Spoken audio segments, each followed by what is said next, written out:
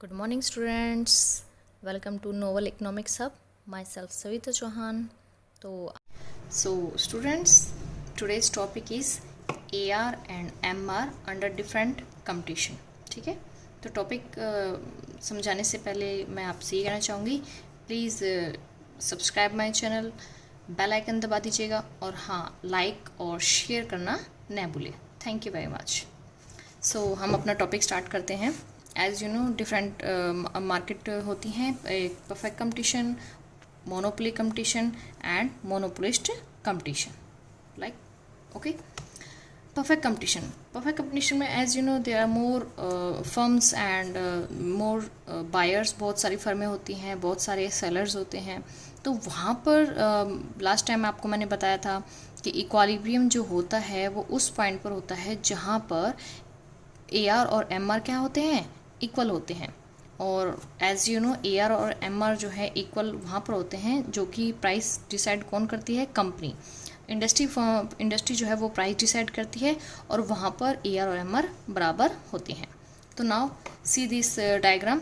ये इस डायग्राम आपको दिखाई दे रहा है कि प्राइस डिसाइड इंडस्ट्री द्वारा किया गया है और इस प्राइस पर सभी फर्मों की AR और MR इक्वल होती हैं. यानी कि जितने भी फर्में हैं, चाहे वो इस क्वांटिटी को प्रोड्यूस करें, चाहे वो इस क्वांटिटी को प्रोड्यूस करें, सभी फर्मों की एवरेज रेवेन्यू और मार्जिनल रेवेन्यू सेम होती है. ठीक है, क्यों होती है? क्योंकि प्राइस कौन डिसाइड करता है, इंडस्ट्री. और सभी कंपनियों को इसी प्राइस पर अपना प्रोडक्ट बेचना पड़ता है. नाउ मोनोपोली में AR और MR किस शेप के होते हैं? मोनोपोली में क्योंकि एक ही सेलर का अधिकार होता है, एक ही सेलर अपने वस्तु प्रोड्यूस करता है, उसका मार्केट में कोई भी कम्पिटिटिव नहीं होता है और बायर्स को बाय फोर्स अपनी वस्तुएं उसी से खरीदनी पड़ती हैं. ठीक है ना, वो मजबूर होते हैं अपनी वस्तुएं मोनोपोली से एकाधिकारी से खरीदने के लिए. ठीक है, मोनोपोली जो होता है, यानी कि जो एकाधिकारी होता है, वह प्राइस खुद डिसाइड करता है, सप्लाई भी खुद डिसाइड करता है, लेकिन वह डिमांड डिसाइड नहीं कर सकता. यानी कि वो प्राइस तो कंट्रोल कर सकता है, अपनी मर्जी से डिसाइड करता है क्योंकि वही वस्तु बेचने वाला है. ठीक है, सप्लाई भी खुद डिसाइड कर सकता है क्योंकि अदर्स सब्स्टिट्यूट मार्केट में है नहीं. ठीक, लेकिन डिमांड को, ग्राहकों को वो कंट्रोल नहीं कर सकता. ठीक है ना, तो ग्राहक से वो अगर ये चाहता है कि वो अपनी अधिक वस्तुएं उसकी खरीदी जाएं, तो उसको क्या करना पड़ेगा, उसको प्राइस क्या है, लो रखना पड़ेगा. यदि वो प्राइस लो रखेगा तो ग्राहक जो है उसकी ज़्यादा वस्तुओं और सेवाएं खरीद सकते हैं. इसका डायग्राम देखते हैं AR और MR का.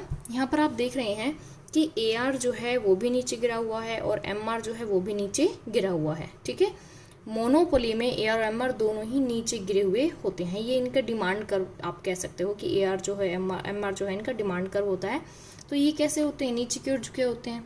ये नीचे की ओर क्यों झुके होते हैं, देखिए.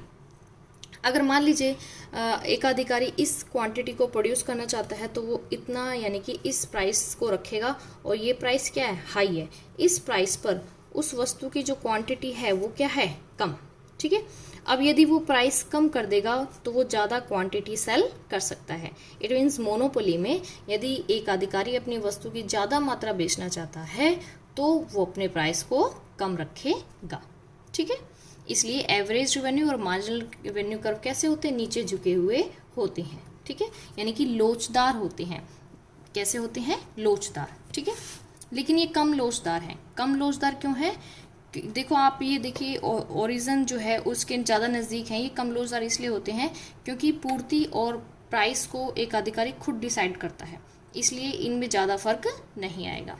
मोनोपोलिस्ट में देखिए, मोनोपोलिस्ट में क्या होता है कि एक ही वस्तु को बनाने वाले कुछ विक्रेता होते हैं, कुछ बड़े विक्रेता होते हैं. तो आंशिक रूप से, यानी कि कुछ हद तक वो प्राइस डिसाइड कर सकते हैं अपनी वस्तु का, लेकिन अपनी वस्तु का प्राइस डिसाइड करने से पहले उनको जो दूसरे वस्तु को बनाने वाले अधिकारी होते हैं उसका भी ध्यान रखना होता है. हम एग्जाम्पल ले लेते हैं, जैसे कि कार इंडस्ट्री है. यदि कार कंपनी जो है, टाटा कंपनी है, यदि अपनी कार के प्राइस बढ़ाना चाहती है, ठीक है, तो वो ये देखेगी कि जो दूसरी कंपनी है, मारुति सुजुकी है, कहीं वो अपने प्राइस जो है इतने ज़्यादा डाउन न कर दे कि सभी जो ग्राहक हैं उसके वस्तु वो खरीदने लगे. ठीक है, तो एकाधिकारी में क्या होता है कि यहाँ पर AR और MR अधिक लोचशील होते हैं, इनमें अधिक लोचशीलता पाई जाती है. ये भी नीचे की ओर झुके हुए हैं, लेकिन ये मोनोपोली से अधिक लोचशील है. क्यों? क्योंकि यहाँ पर जो एक वस्तु है उसका सब्स्टिट्यूट भी अवेलेबल है। अगर कोई फर्म अपनी वस्तु का प्राइस बढ़ाएगी तो ग्राहकों के पास ऑप्शन है कि वो दूसरी वस्तु खरीद सकते हैं। इसीलिए मोनोपोलिस्ट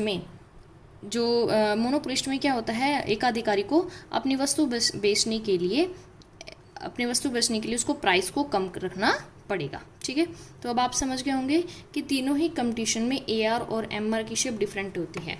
परफेक्ट कंपटीशन में अभी आपको मैंने बताया था AR MR कैसे होते हैं, हॉरिजेंटल होते हैं, जो एक्स एक्सिस होता है उसी के साथ होते हैं, उसी की शेप में होते हैं।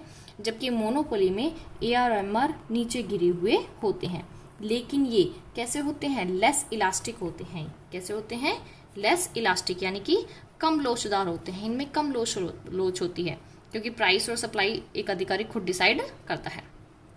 जबकि मोनोपोलिस्ट में, ठीक है, एक अधिकारी में ये आपको पता है, इसको हिंदी में हम एकाधिकार बोलते हैं और इसको क्या बोलते हैं, एकाधिकारी बोलते हैं।